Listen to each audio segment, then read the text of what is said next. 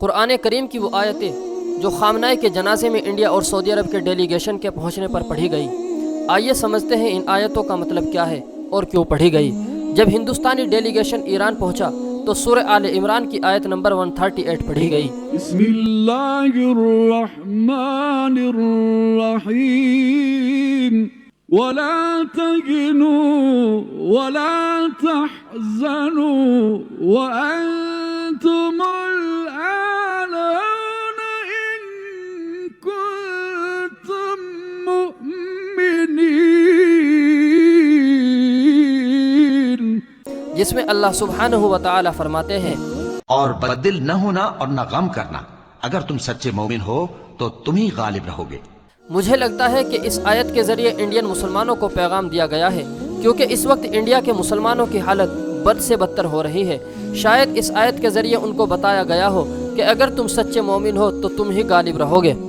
اور جب سعودی ڈیلیگیشن ایران پہنچا تو سورہ آل عمران کی آیت نمبر 13 پڑھی گئی۔ بسم اللہ الرحمن الرحیم قد كان لكم آية في فئتين التقتا، فئة تقاتل في سبيل الله وأخرى كافرة يرونهم مثليهم رأي العين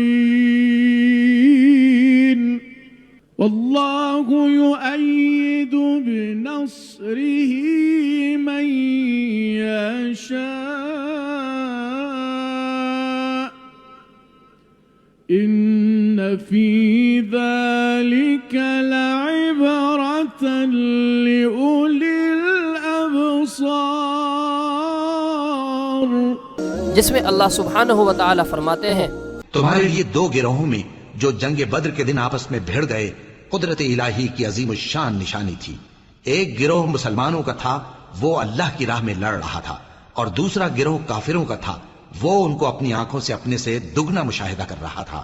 اور اللہ اپنی نصرت سے جس کو چاہتا ہے مدد دیتا ہے۔ جو اہل بصارت ہیں ان کے لیے اس واقعے میں بڑی عبرت ہے۔